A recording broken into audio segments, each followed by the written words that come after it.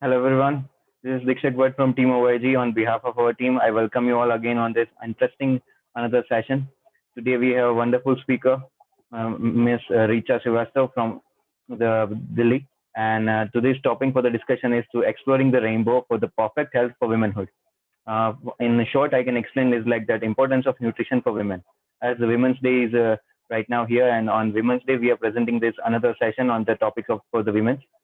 I will give you brief about our speaker today.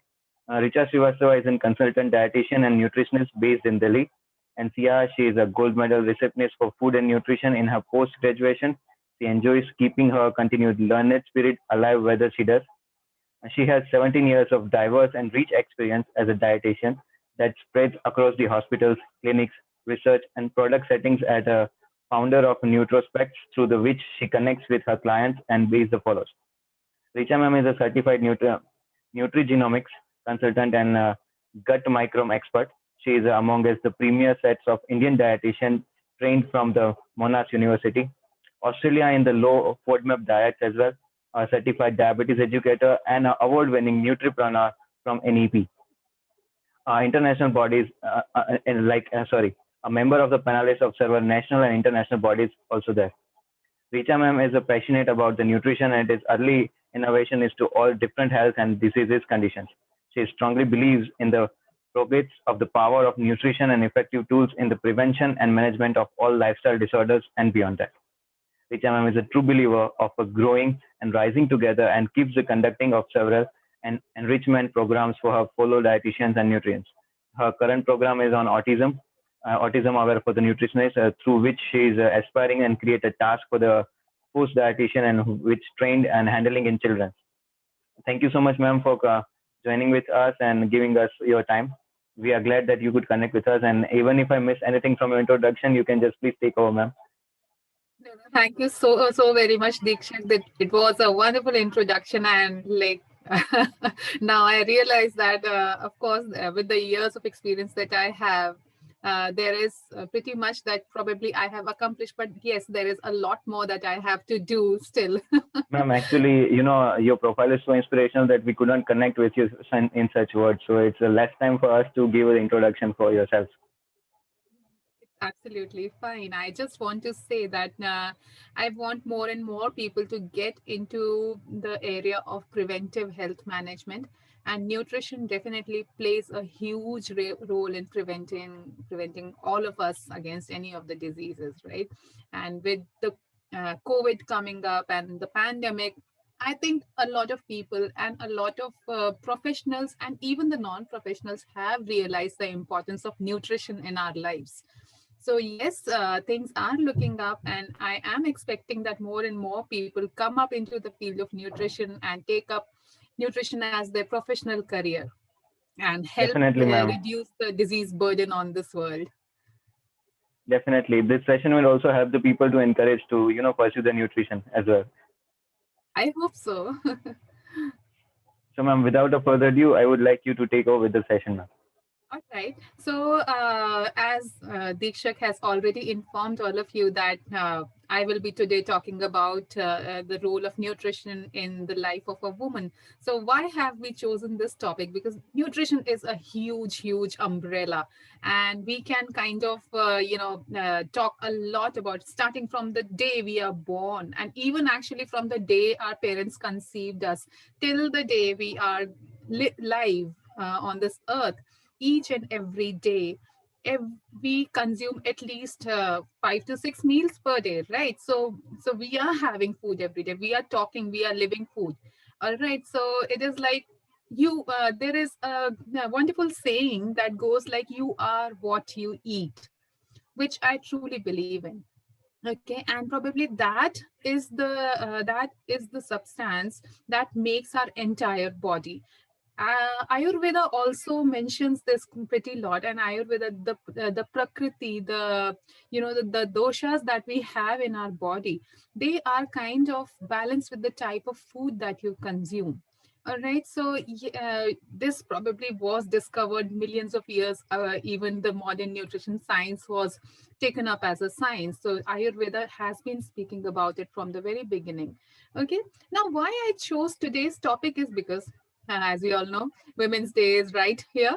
And what better day to talk about the importance of nutrition in the life of a woman? Okay, so I will just start my presentation, Dikshak. I will be sharing my screen. Just let Sure, me ma'am. know if it is visible to you. Okay, ma'am.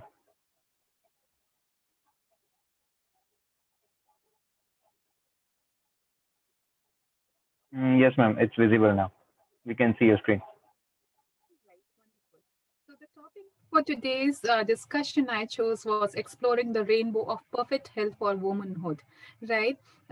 So when we talk about, I just wanted to put up a slide because, as Deekshak said, that there has lot of things that have been done, and I believe there is a lot more that has to be done. So probably just to reflect a little bit on that, I put up this slide so that all of you know me, and I definitely would be looking forward to adding more and more to this slide in future. Okay, so why women's health? What is the spectrum of women's health? So it is really important for us to talk about women's health. We know that we women comprise half of the population of the world, right? And there is a lot upon the shoulder of a woman, the carrying forward of the entire human race is majorly upon the shoulders of a woman. They are the, जिसको हम हिंदी में कहते हैं जननी. Janani means the giver, the one who gives birth. So women are the janani, so we definitely need to be very conscious about the health that a woman possesses. So when we talk about the spectrum, we have three major aspects of health: physiological, social, and psychological aspects. Now, even WHO has recognized and has given out that a good health is something which comprises of all the areas of well-being, including physiological, social, and psychological well-being. If you have a a good health in all of these three areas, then only can you be called a healthy person. All right. Why do we talk about the health of a woman? Woman is the fulcrum of the family. We all know that, right? A family cannot function. Like, it is really difficult for a family to function without a woman. Just imagine, one fine day you reach home and your mom is not there at home to serve you lunch when you return from the college or when you return from the office, and you don't see your mom or your wife over there at home, and you kind of have to go to the kitchen yourself and pen things for yourself. So it kind of becomes a little a withdrawing, that chodo baad mein khate hain, let us have it later on when mom returns or the wife is there, so that you are able to talk and they are able to serve you. Because and from the very beginning, from the very childhood, we realize that it is the mother around which the most of the children roam around, because fathers are definitely important and they cannot be overruled. They are the ones who are the providers, right? But at home, who is there to take care of each nitty gritty things? And even in today's scenario, when most of the mothers are working mothers, even in that case, whenever mom, like, if I can relate this to very much to myself also, whenever I return from work, it is my children are mostly around me. Ye hua, wo hua. Like, the everyday stories from morning till evening are there, out there in front of me. So women are the ones who are binding the entire family together. So that is how a society, we as a society, the human race as a society, has grown up, has developed, because the woman is the binder. She is the one who keeps the family together. So now, also with the changing times, and there have been a lot of challenges in everyday lives, and we see that we are trying to make the two ends meet. The father is working, and there is a lot of stress, there is a lot of work pressure, there are challenges related to finances as well.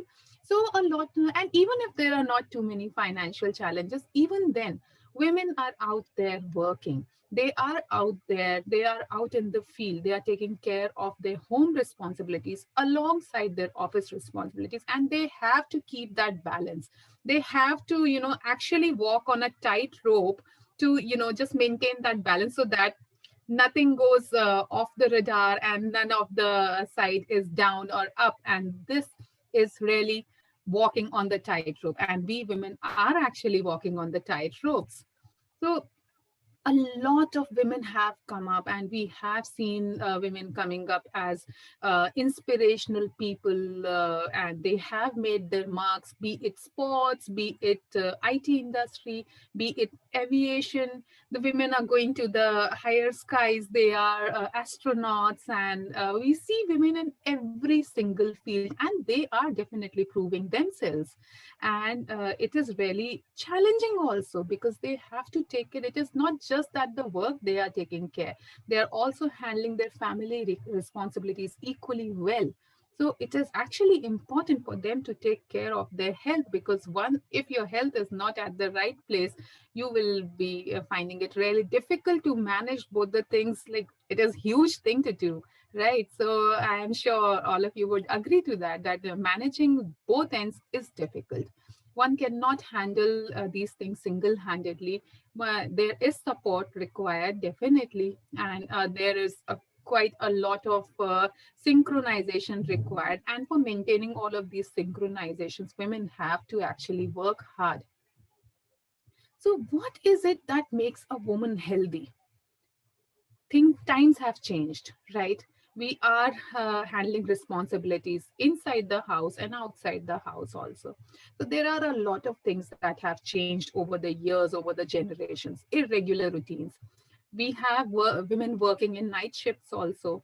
We have women working at odd hours also. So there is quite an irregular routine. And even if we talk about younger women who are attending colleges and who are probably preparing for the competitive exams, so they are studying late till the night, working late in the hours to just prove themselves out. So irregular routine is one of the major cause of ill health among women. Then sedentary lifestyle with the added pressure of proving themselves, study pressure, work pressure, everything, mostly sitting on the laptop, especially in these days when we have all the restrictions and we have to function from home. So most of us are sitting on the laptops entire day. We are kind of not working from home, we are working from the couches, right? So it is like, sedentary lifestyle is again a very important factor in demarcating our health status. Improper nutrition comes really, really important part. It plays a major role. uh, it is important to talk about nutrition. Why? Because when you are young, when we return from schools, colleges, and work, our mothers give us a good thali of food, and we eat, all that food, right? And when we are working and we return home, and we have, especially I'm talking about women over here, when they return, they have families waiting for them back home. So they, as soon as they return, they have to fend to the needs of the family first. And in all of this, the taking care of the self takes a back seat. And there is, ठीक है, जो सामने पड़ा है, whatever there is there on the table, they kind of grab it and eat it. So there is a lot of imbalance in the nutrients that are going into the body. Then again, running early in the mornings and just preparing breakfast for the entire family and just grabbing an apple and having a bite and running for the work. So such kind of habits have kind of set in, and this has developed a lot of imbalance in the nutrition, which is again a major, major factor in our health status. Lack of exercise. Time is a big factor, I would say. Yes, definitely time is a big factor. But again, there is one another important factor, which is motivation, right? A lot of people might be having time. A lot of women, even working women, even students, may have some amount of time at hand. But these days we find most of us, whenever we have time, we just pick up our mobiles and try to, just get on the social media and surf around and what's happening and who has sent the messages and all. So lack of exercise is again something which has developed quite a lot of unhealthy conditions, and we all know that really well. Again, then comes the stress, biggest reason for most of the degenerative diseases. There is a huge rise in the conditions of mental illnesses, and even in the conditions like cancers, like inflammatory conditions. Most of the times when we drag it down backwards, there are three major factors that we see. One is irregular diet, second is the lifestyle, and third is the stress. So stress is a big factor in in our unhealthy condition or unhealthy status of the body. So there are a lot of many factors, but what I would want to talk about is emotional health. Emotional health is again something which needs a lot of focus. Just imagine a condition when you are coming back home, and as soon as you enter the home, you don't get a smile, you just get a bashing. Why are you so late? So all of a sudden, the shift in the hormones that should have been there, the happy hormone should be there should be released, so that you get a good feeling that you have returned home to the family and the family will be hugging you, right? On the opposite side, what do you get? You get a bashing that you are late. Why are you so late? So again, the flow of hormone reverses, and we get a lot of stress hormones getting secreted over there. So if this happens over a period of time, and if this is repeated, and then a lot of emotional stress, and this is just a small example that I have given. There can be multiple examples that happen every day in our daily lives. So if this is happening on a regular basis, then of course it is going to create a lot of emotional conflicts, and a lot of lack of self-worth is there, and we might be lacking somewhere in the emotional health that will again create a bad effect upon our health. And what are the health challenges? Now, these were all the factors that I talked about. Now, these are the health challenges. What are the health challenges that we face? Gastric issues, very common, not just in females, in males as well. A lot of gastric issues we see these days. The gut issues are there. Irregular bowel movements, constipation, gas formation, acidity, GERD, a lot of things, bloating, a lot of things are there. So gastric issues have actually a strong connect with your emotional health, and of course the food that you consume. Diabetes has gone on a huge rise.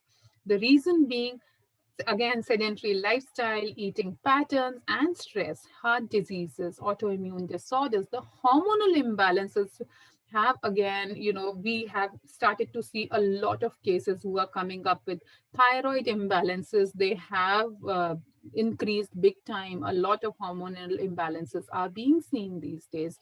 And then we see genetically we are predisposed to a lot of diseases. By genetic predisposition, I mean to say the diseases to which you are exposed as a virtue of your gene. Like maybe some of your gene might be dysfunctional or mutated, because of which you may develop predisposition to a certain kind of disease. So genetic predispositions do have a strong role to play. Then cancers have gone to a great rise. Metabolic syndrome, weight challenges, sexually transmitted diseases are again rising big time. One primary reason being the microbiome. By microbiome, I mean to say the bacterial colony that resides over our body and inside our body. That microbial colony gets a shift towards the unhealthy bacteria. And that again predisposes us to a lot of these issues. And sexually transmitted diseases are also propagated and promoted if we have an irregular microbiome. Now, these are certain diseases which are specifically related with females. Breast cancer, ovarian and cervical cancers, we have seen a huge rise. Thankfully, we now have the vaccines to prevent against these. PCOS is on a huge rise. PCOS, we are seeing PCOS even in young teenage girls who are just 15 or 16 years old, and we see it till the age of 46, 47 years of age. Menstrual irregularities are there, menarche is there, menopause. Menarche, menopause are not the diseases, definitely, but yes, they do have an impact upon the health, and they are special conditions because that is the period, that is the time when the shift in the hormones in your circulation is rapidly rising and rapidly falling. So there is, there is a continuous over even during the menstrual period, the menstrual cycle, the hormones go like up and then down the entire month. Almost all years of the life of a female, they are facing this surge and fall in the hormone levels. Now, other gynecological, a lot of gynecological conditions are there, which I wouldn't want to get into too much of that detail. And then pregnancy and lactation, they are again not diseases, but yes, they are the conditions which pose a huge metabolic stress upon the female, and the female body has to be prepared to be healthy enough at the time of pregnancy and to deliver a healthy baby, and to leave behind a healthy mother who can lactate well to the baby. So these are some specific conditions which are exclusive to the females. Then what are the health challenges as compared to men? Now, many diseases, things like cancers, things like diabetes, we see them in males also, and we see them in females also. But overall, globally, it has been found, and there have been studies on it, that there are more number of female deaths among the cardiovascular patients who are females. Male cardiovascular patient deaths are less as compared to female CVD patient deaths. Similarly, the intensity of depression and anxiety has been found to be higher in females as compared to males. And of course, the sexually transmitted diseases, the severity of STD has been much, much higher in the females, alongside urinary tract infections, and of course, osteoarthritis, which is again partially regulated by the hormones and partially regulated by the diet. Now, it is important for females to realize that they are important. Because again, I would say whenever we are taking care, it is a bit of psychology over here actually. So whenever we think about the families, as a female, I know that when I will be talking about my family, I will be talking about my children, I will be talking about my in-laws, I will be talking about my husband, I will be talking about my parents, and everyone around there in the family. But then suddenly there would be a question ringing in your head: are you not a part of the family? Right? So you are very much there, and you are at the center of everything. So realize that you are important. This is really, really important. And you must, if you really want to take care of your family, if you really want your family to move healthily and be healthy all through their lives, so it is important for you to realize that you are important too, and so is your health. So start taking charge of your health. Be more conscious about your health. Go ahead. Go ahead and find out the right help for your needs. Very important is to find out what issues you are facing. Find out the cause, work on the cause, get professional help to get these things sorted in your life, and your move ahead towards your improved health. What are the health boosters? What are the things that will help a person, for that matter, any person, male or female, to improve their health? Adequate nutrition, very, very, very, very important. I think the most important thing. And even when we talk about wellness, we say that it is 70% of what you eat and 30% of how you live. So diet and lifestyle go hand in hand, and nutrition plays a major chunk of your well-being. So adequate nutrition is really important. Exercise. Make exercise an important part of your everyday schedule. It cannot be overruled. It cannot be substituted. If you're doing the work at home, that is work at home. That is not exercise. So you need to understand that there is a difference between dedicated exercise and the household work. When you are doing the dedicated exercise, you are focusing upon the exercise. You are mentally conditioned to realize your body secretes the hormones that help your muscles to gain benefit from the type of exercise you are doing. When you are doing household chores, you are mentally doing household chores. The hormones secretion will be entirely different. So we need to realize that, and we need to segregate these two things very importantly. Exercise is not household work, and household work is not exercise. Get some me time. It is very, very important, very crucial.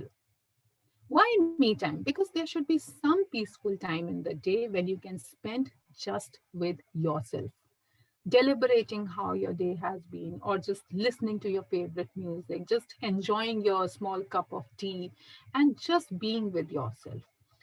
No other distractions. You need to focus upon yourself for that particular time. Even if you are just sitting around and just listening to some calm music, just be with yourself at that time. No phones, actually. Don't use the phone at that time. Okay, me time doesn't mean the phone time. Just keep the phone aside, switch it off for some time in the day. Probably you can start meditating, or maybe just close your eyes and just let the thoughts come and go, but have that at least 10 minutes of me time every single day. Practice mindfulness. By mindfulness, what do I mean? I mean to say, in whatever activities or whatever actions that you are doing, those actions should be conscious. Even while you are eating, it should be conscious eating. Okay, like I return from work and I am really very hungry. What do I eat? I have three things at the tabletop. I have a jar of biscuits, I have a jar of almonds, and I have a jar of maybe some namkeen over there. So what should be my go-to food at that time? Out of these three options, the best option would be almonds, right? So act mindfully. But then again, how much almonds I consume is also important. I cannot just finish the entire jar of almond because I'm hungry. So conscious eating is really important. Similarly, conscious exercise. Be conscious. Like if you would have heard about it, in yoga we perform a lot of conscious exercises. If you have heard about meditation or shavasana is the best exercise of developing that consciousness, when you kind of focus from the tip of your head to your toe. You focus upon each and every organ for a while and keep moving ahead. So start practicing mindfulness. It would be really, really helpful. It would also help you to create good relationship with your food, and also foster better relationships in the family. Sleep is again one big factor, and I'll there enough by enough sleep. I do not mean to say that having sleeping all day long. What I mean to say is having enough sleep, amount of sleep that just energizes you well enough to take your day forward. Okay, so late nights are not recommended, definitely, but we at times have foundations. Like a lot of people are there who are working in irregular shifts, maybe in the US shift or the Australia shift kind of things, and they have a lot of irregular timings. But in those are exceptional cases, and even in those cases, we recommend a good amount of continuous sleep, not broken sleep. It has to be continuous sleep of at least 7 to 8 hours. Okay, and besides that, uh, napping during the day entirely depends upon the level, the amount of physical activity you are doing every day, or the health status that you have. Just having a short 10-15 minutes of nap during the day is perfectly fine, but just sleeping for 2 hours at a stretch during the noons is not recommended. Okay, healthy sex again is an important factor, and it does boost the secretion of good hormones in the body. And the frequency of healthy sex also is important. So with the menstrual cycle, there is a surge in hormones and a drop in hormones. So it should be synchronized with the menstrual cycle, and that is the best way to go for the healthy sex. All right, in our stage, in the life of a woman, actually, I would say that every stage is important from the time you are born. Like when a girl child is born and she grows up and she reaches the age of 13 14 years, that is the time when menarche starts, when the periods begin to start. Okay, now if the girl child is not healthy during her early years, she will start having nutritional deficiencies at the time of menarche, because there is heavy blood loss in the menarche in those 4 or 5 days. So these things have to be monitored and controlled, and nutrition in everyday life is important, whatever the stage you are in. Okay, so right from the very beginning of life, it is important for us to take care of our health, and it is important. Every single stage is a reflection of how you have been in your earlier stage. What I am today is a reflection of what I was when I was 20 years old, and it is also a reflection of what I will be when I will be maybe 50 years old. So every single stage is important, and at every single stage, we need to be conscious about our health and take good care of our health. Okay, again, genetic predisposition is a big thing, and a lot of times nutritional deficiencies are not a result of the irregular eating patterns. They may also be a result of irregular absorption or irregular metabolization, which is controlled by genes most of the times. Okay, so genetic predisposition should be taken care of, and for that we there are multiple labs that conduct genetic tests, and you can probably go ahead, talk to a health professional, you can talk to your dietitian, or maybe talk to a doctor, and just go ahead and get your genetic profiling done, and so that you get to know what all predispositions you have, and you can bring out about the right modifications or right interventions in your strategies to help you, just fight or just uh, just protect yourself from the genetic predispositions. How do you see yourself? There is a huge difference. This was a funny meme that I found on the internet, and I thought maybe it may be a little out of the place, but I thought it would be a good one to share, because whenever a woman views herself in the mirror, most of the time she thinks she is, getting a little fat here, or getting a little fat there. But when a male like in the age of 40s or something, whenever he sees himself, it is mostly like, what a robust body you have. Okay, so there is a huge difference in the thought process. It is, I wouldn't say that it is generally with all the females or with all the males, but yes, of course, this is the general psychology. There is a huge difference between male and female psychology. So that has to be taken care of. And it is not necessary that you always need to have a perfect body. What is more important is to have a healthy body. We should aspire for realistic goals. We should aspire for realistic body images, and we should aspire for mental and physical well-being more than a certain body image.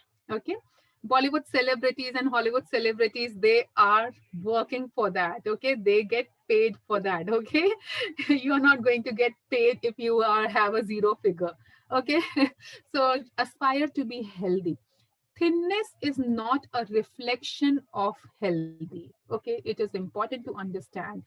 Thinness is not a reflection of being healthy. Your nutritional status or your health is defined by how you spend your entire day, how energetic you feel through the day. That is the right reflection of your health, and not your thinness or thickness of the body. Okay, so what is the right way ahead? The right way ahead would be to take the help of the right professionals. Find out the health issues, what exactly health issues you may be having, because at times it is pretty confusing, because metabolic syndrome may be there. In metabolic syndrome, there may be fatty liver also, may not be fatty liver also. So finding out the actual health issue is important. So and then again, working towards its correction. we shouldn't shy away from getting the test done. And specifically, if you are in the age group, you have crossed the age of 35 years, then of course you should definitely go ahead and get annual health checkups done. For younger people, up to the age of 30 years, I would say getting checked every 2 to 3 years is important. But if you see that in your everyday routine, you find a little depletion in the energy levels, or you feel specific weaknesses or pains in the body, or uh, hazy eyes or brain fogging, if these kind of commonly visible symptoms are there, you should definitely go ahead and consult a professional and get the test done. Okay, aspire for a healthier self and not the slimmer self. Definitely, I already spoke on that. Okay, and then investing in your health is really important. Okay, by investing in the health, what do I mean? I do not mean that you should go ahead and buy big jars of protein powders and keep them at home and start having 2 scoops in the morning and 2 scoops in the evening. That is not the right investment in your health. What would be the right investment? The right investment would be your food plate. Okay, number one. Number two, the right investment would be just taking out time for your exercise. The right investment would be to start giving bringing in some me time in your everyday routine. So these are the right investments in health.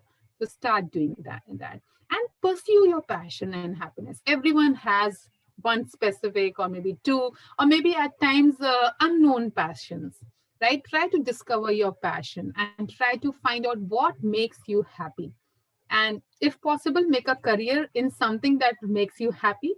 Okay, and if maybe you are qualified to do something else, then definitely I would say try to learn more about your passion, try to gather more knowledge about your passion, and try to work your baby steps in your passion. And if you have some good hobbies, then that is nothing like it. Go ahead and pursue your hobbies.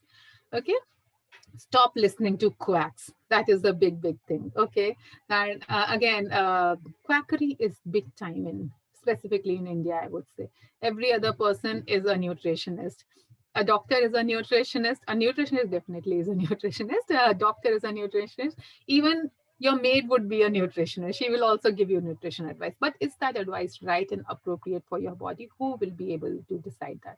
Only a qualified professional, a rightly qualified professional, will be able to decide that. And that anyone who gives you nutrition advice apart from that person is a quack. Okay, so stop listening to quacks. If you really need a nutrition advice, seek the right person. Okay, get educated about health and nutrition. Read some good material, read some good books. There are multiple articles available even on the Google. I don't say that everything posted on Google is right, but definitely a lot of information is out there, and you can probably go out and just check that out. And if you have some doubts, probably you can reach out to the professionals and get your doubts corrected. Okay, learn about supplementation. Like just a moment back I mentioned about protein supplements. Okay, I have seen most of the, specifically boys who go to the gym, they are into the habit of I will get a protein dabba at my home and start having 2 scoops, right? So and those protein shakes, they are again very popular, and the gym trainers are big time promoters of these protein shakes and protein supplements. Okay, so does your body really need that protein supplement? See, if a person is doing a regular activity, and even if you are doing 2 hours of rigorous physical activity, weightlifting, and everything, even in that case, you don't need that protein supplement. Your body's protein needs entirely depend upon how much of that protein is going to get used into the muscle building, or into the repair process, or into enzymatic secretion, or into hormonal secretion. Okay, our food that we consume every day is good enough to provide you all of that protein, if it is well balanced and if it is well managed. Okay, and if you are having proteins in excess, then that protein is going to put an extra pressure upon your liver and upon your kidneys to metabolize it and to throw out the waste that is produced due to that metabolism. So that is kind of the excess amount of protein that you are consuming is actually not benefiting you, it is harming you. Okay, so be very, very conscious about the supplements that you consume. And the same thing goes for other supplements also, like for vitamin D supplementation, like for vitamin B12 supplementation, omega-3 fatty acid supplementations again. Okay, and whenever you are about to go ahead for supplementation, do reach out to a dietitian. She is the right person to advise you if you should go for that supplementation or not. Okay, work out your stress. That is really, really important. Alleviating stress from your life is extremely important. We face stress in everyday scenarios, and just uh, keeping that stress out, how do you manage that stress, is extremely important, and try to find out your ways to manage that stress well. Declutter. What do I mean by declutter? By declutter, I mean to say the negative thoughts or the negative energies around you. Okay, so maybe the negative emotions, I would say, or maybe you are overworked. Maybe just for an example, one fine day you are overworked, and then again next day again you go to the office, and then you are again get a whole big chunk of Excel sheet in your laptop to work on that. So again you are overworked. So this is kind of the thing that is developing stress and also developing clutter. So try to just classify the things and just try to organize it, try to organize your entire work so that it is present in specific time zones, that this work you'll be doing this time, this work you'll be doing that time. So just scheduling out your work will really help you declutter. Okay, and stay calm and happy. That's really important. Okay, so what can you start doing right away? The best thing to do is to start eating healthier food. Throw out the packets from the house. The packets of biscuits, the packet of chips, the packet of ready-made foods. Chola kulcha you get ready-made. You get pav bhaji ready-made. You get Maggi ke packets are in abundance at a lot of homes. Okay, then pastas you get ready-made. Just you don't need all of that. Actually, they have a lot of preservatives, they have a lot of chemicals, and they are all adding up to the chemical bulk of your body and are imposing a lot of health hazards to your body. So just throw out all the packaged foods from your body. Try to eat as much fresh and easily doable foods as possible. Okay, healthy eating doesn't mean complex eating. Healthy eating can be as simple as a bowl of dalia. Healthy eating can be as simple as a club sandwich made at home. Healthy eating can be as easy as having two pieces of paneer. Okay, so you don't really need to do complex eating, but definitely you should be throwing out all the packaged and processed foods from the house, specifically those ones which are there in your freezer. Okay, all right. Begin hydration. Hydrating is very important. Drink a lot of water. Keep yourself hydrated. You can go for flavored water. You can go for just squeeze a lime in your water and drink that. Maybe nariyal pani is again a wonderful thing for hydration. Um don't try to go ahead for sodas and for aerated drinks. They are not really good, but and they don't serve the purpose of hydration. But go for hydrants which are actually you when you consume a lot of water, when you have a lot of water in there. Okay, also I would like to point out the juices over here. That reminds me of hydrating. Okay, so I would say don't go for fruit juices as a lot, but it is always better to eat your fruit instead of drinking it, because that will when you juice out a fruit, a lot of nutrients are lost. You are just throwing away a lot of nutrients, which may be very beneficial for your body. Stay away from alcohol as much as possible, and if possible just try to quit completely. Smoking also, smoking shouldn't be actually there in your life. I would say just stay away from smoking. I know it's a huge trend, and we when we are young we kind of get inclined towards such things which we have not done till now. But then again, maybe just for maybe testing it out, you might have done once or twice, but it is an addictive thing, and it is best not to go ahead in that direction. Okay, get more active, move more during the day. It is not just the exercise which is important. That 1 hour of exercise has to be there, but apart from that 1 hour of the exercise, staying active over the day is really important. Be as much active as possible. Even current in the current condition, when most of us are studying from home or working from home, it is important for you to take breaks from your chair or from your couch or from wherever you are working, and just move your body a bit. Okay, sleep well.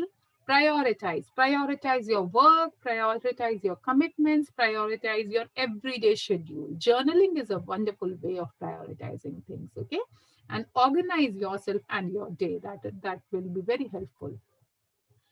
Now, this is something which I actually didn't want to touch upon it, but then I thought that, okay, it would be important because a lot of us are inclined at times towards fat diet, because a lot of young lot is there who wants to have that specific body image. Okay.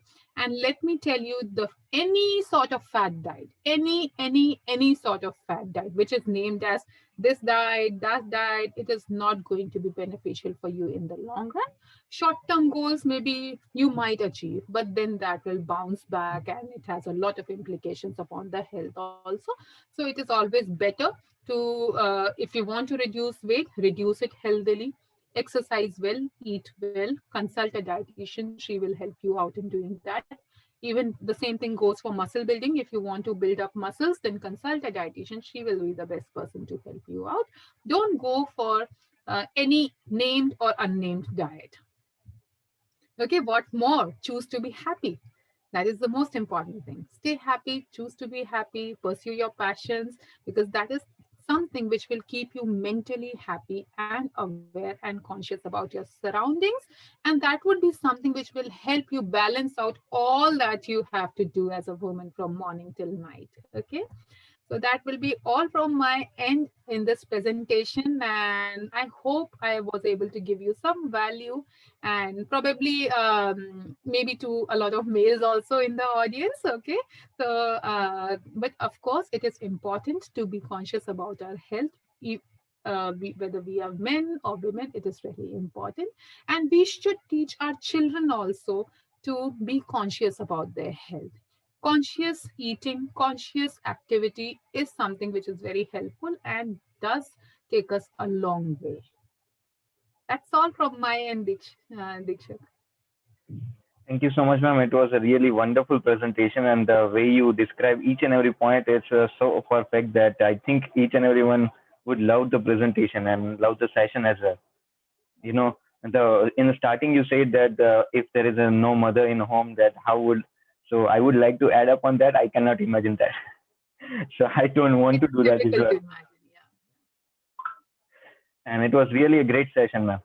Ma'am, there are a few questions regarding to Women's Day. I would like you to share your knowledge or views upon that.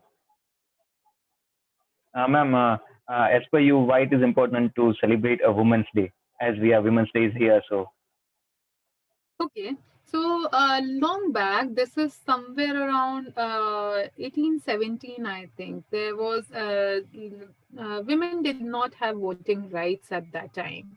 So somewhere in Russia, a movement or a walk was started by a woman leader. I am kind of forgetting her name. She was something Lara, and she started that march. And specifically on 8th of March, the women in Russia were given the right to vote. That is how the concept of Women's Day started. Okay, but yes, we find the significance of Women's Day even today. The reason being, I'm not talking about the one particular set of women over here. I'm talking about the entire paradigm. Okay, I have seen women from all walks of life. I have seen women from underprivileged sections. I have seen women from privileged section, and I have seen people who have been emotionally very disturbed and in a state of depression a lot of times. So it is important for us to realize that women are an important part of the society. and without women, the human race would be nowhere. So that is why that kind of signifies the importance of Women's Day. And I would also want Men's Day to be celebrated soon. Yeah, that's perfect. The way you describe the history, I think I never knew the history behind Women's Day. So it was something that I think there's a takeaway from me, that knowledge I get from today. Ma'am, as you just mentioned in your presentation, that good health is also important for all the women. And I think each and every one person is now, including women as well, that they found, the nutrition is important. So they are taking care of their nutrition. But I find myself that more women are found malnourished than men. Then why is it men? I think I answered this question during the presentation also. As a woman, when you think of a family, it is like, as I told you, we do not count ourselves in there most of the times. And in many scenarios, I have seen that. I have talked to a lot of hundreds of patients till now. And when I talk to women, I do, when I see that there is a patient who is, mentally not really well. So I often ask this question. So who all is there in the family? So when they answer to me, so they say, I have two children, I live with my husband, and I have in-laws, and my parents are there. So and my when I ask them them the question, where are you? So women are clueless. Okay, so it is high time that we realize that actually women, myself, if I am a woman, I am also an important part of the family. And if I am healthy, then I can take care of the entire family really well. I can serve them healthy food if I can cook well. If I'm unhealthy, if I am depleted of energy, I wouldn't be able to cook, right? So Yeah, I right, wouldn't be ma'am. able to serve them the right food that I want. I may be wanting to do a lot of things, but I may not be finding that much energy to do that. So that is why it is really important. If you want to develop a good, healthy society, it is important for the women to realize that their health is important. Ma'am, that section is that underprivileged and malnutrition is okay, fine. They are so it is another side of a coin. But what if it's their privilege as well, and then still they are malnourished? And why is it so, ma'am? Mental conditioning is the same, right? Even if a mother is if we talk about underprivileged families, and if a mother has to cook for five, so the mother will cook and probably share from her plate to the other members, right? And even in the privileged section, I have seen that happen. I have seen that the kid came back home from playing, and they were having maybe evening snack together, and then the kid really liked the food, and the mother kind of give it. Is normal psychology, that is how we relate mothers, right? Mothers are giving, right? But of course it is important because they have to take care of the family, they have to have that bond, they have to have that relationship, and this relationship is built. Okay, but then there is other side of the coin. At times, when we see privileged families, we see that there is a lot of body image consciousness. Okay, they have to be present at the social gatherings, they have to be kind of a trophy, I would say.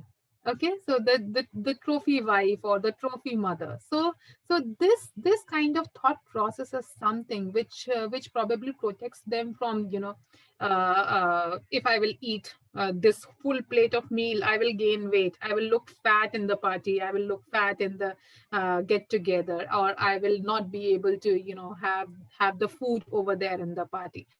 So these things are there, a lot of factors come into play. But also, not having food is not the right way to go in. If that is to be taught, the right food should be consumed, not a bulk of food. I mean the right ingredient of food. That is what is important. Ma'am, one thing I noticed from my side is that, as you already, first of all, asking another question, I would like to add up that, as you said, the women are the baseline for the family. So I totally agree on that point with you, ma'am. And one thing I noticed here is that, there are certain student, even I myself a student. So the more women are taking up the nutrition as a career than the men. Why is it so, ma'am? Why women are more into nutrition and men is not? Okay, probably previously when nutrition was brought into curriculum, it was as a part of home science.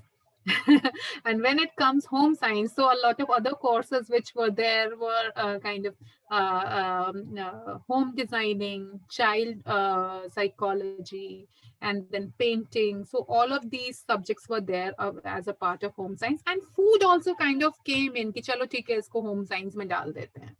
Okay, but with the changing scenes, we researchers have also found, students have also found, teachers have also found that this is something which is a deep science. It cannot be just be related. It is definitely a part of our everyday life, but it is something which has to be emphasized as a deep science. So the reason for more females being there is the tag of home science, but of course nutrition is available at a lot of universities as a science subject. I myself have done clinical nutrition and dietetics. I haven't studied home science ever. Okay, so it is available now at a lot of universities, and now with the changing times, I am seeing a lot of male nutritionists also. Yeah, and people are coming up.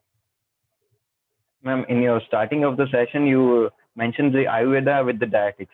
So related to the things, I wanted to ask one question: that how is this modern nutrition is similar to the our centuries old principles of Ayurveda, recommended ways of eating and everything, ma'am? So Ayurveda talks a lot about the Prakriti. Prakriti means how we are, the five elements, right? Fire, earth, water, ether. So all of these are five elements, and that form our body. Okay, and we have all. Whenever we talk to any elder person at home, we all always get to know हम पांच तत्व से बने हैं, right? So that is a deep science, because there is a lot of truth in that, because the composition of these elements in our body defines the specific dosh again, which Ayurveda Yeah. mentions about vata dosh, pitta dosh, kapha dosh. These are the three doshas. So the composition of our prakriti entirely depends upon how in what proportion these five elements are present in our body, and depending upon the composition or the proportion of these five elements, the doshas are also evident. Okay, so that is Ayurveda. When we talk about modern nutrition does not actually kind of identifies the doshas of prakriti, but it definitely talks about that everybody is different by the virtue of your genes and by the virtue of how your body will react to a particular thing. So modern nutrition does talk about individualization. So that is what connects Ayurveda to modern nutrition. The individualization and the individual personality of a person is like everyone has an individual personality of his own. So this is the similarity between Ayurveda dietetics and the modern dietetics. And the difference, as I told you, Ayurveda recognizes the doshas and the planning goes according to the doshas, while modern nutrition talks more about how your body is absorbing and metabolizing a particular nutrient, and how your genes are having an impact on that. That is the difference. It was, he explained perfectly that now I think there is no doubt in between for me as that the connection between those modern and the ancient science. Ma'am, as the Women's Day is approaching today, we are Women's Day talking. So I would like to ask one question about that. That why this financial independence is important for the women? First of all, we need to know, what do you mean by financial independence? Is just earning money the financial independence? No, I believe that everything should be important for independence should be important for the women. But nowadays in India we are facing lots of and lots of issues with the women who are having financial independence. So I'm regarding it to that why it is so much important, because I think not other people in India, mostly people are not understanding this is the importance of it. So that is why I want you to share something on that. So When we talk about financial independence, what does independence mean? Independence means when you are able to think independently, when you are able to do something without any foundation, when you are able to do something with a lot of freedom. For that freedom, there is a price to pay, right? And for that Exactly, ma'am. price, if you are earning, so you have the means to pursue your passion. Number one factor, as I told you, pursuing your passion is something which will make you happy.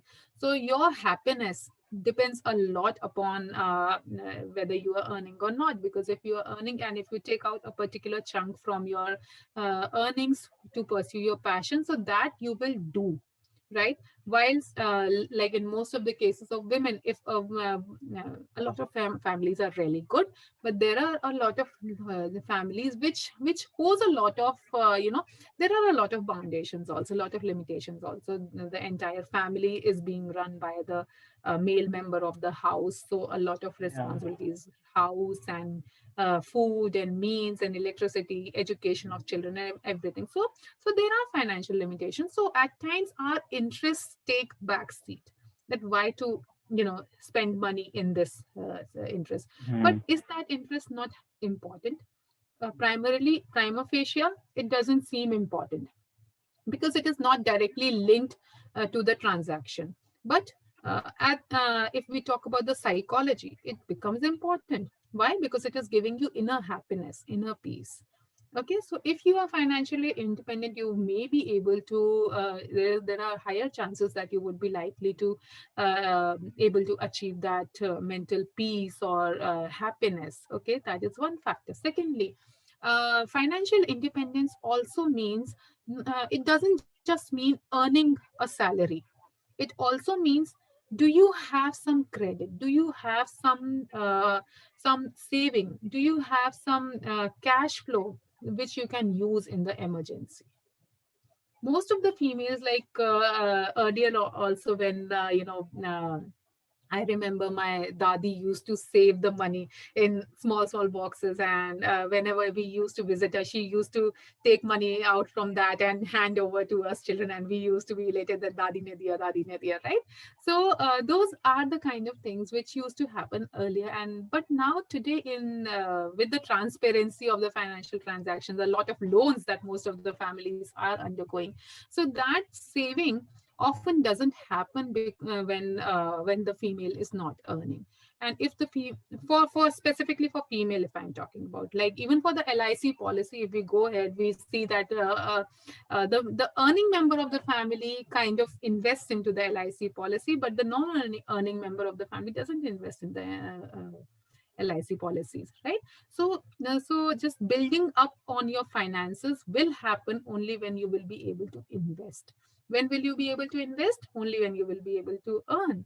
So that is kind of just connects the dot, that financial having a means to earn some amount of money is important for everyone. I think this the way you describe it. I think every woman should hear it out because today is a Women's Day, and I think everyone will inspire with your speech and your words. So I believe that each and every woman out there should at least listen once to this, so that they can stand up on their feet and do something good for themselves. Ma'am, in your presentation you mentioned about the quackery. So regarding quackery, I would like to ask that there are lots and lots of quackers available outside in the market. So how to identify a genuine nutritionist among them? So whenever you visit or come across a nutritionist or a dietitian, the first question to ask, and do not shy from asking, do not shy away from asking, what are your qualifications? When you visit a doctor, what do you see? If you have, maybe suppose someone in the family has a heart attack, so whom do you approach? I think cardiac surgeons. Cardiologist or a cardiac surgeon? Why Yeah, a cardiac surgeon? Why not a physician? because they are the specialists among that field. So They are the specialist of heart diseases, right? So, and they will be able to help you out in the right manner.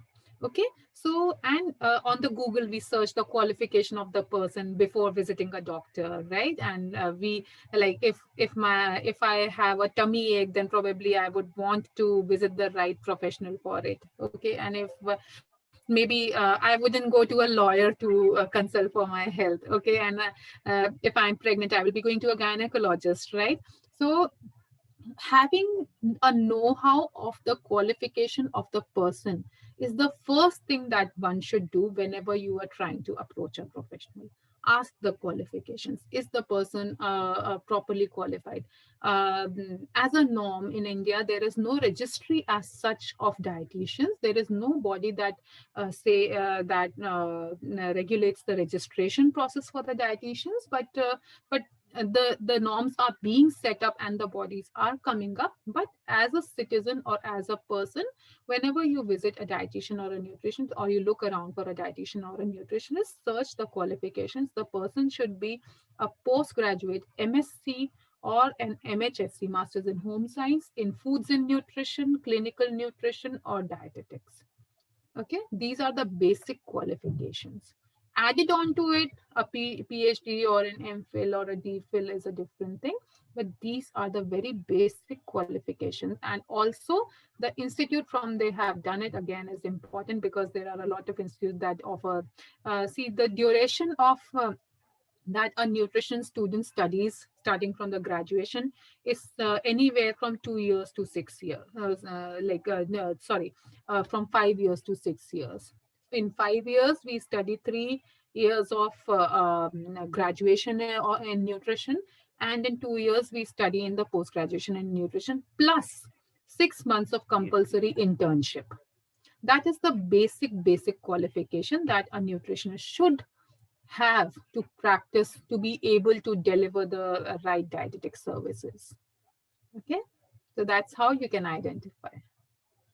Yeah, that will keep in mind that because most of the people are not knowing about this fact that the consulting the person is it qualified or not. So this guidance will help them.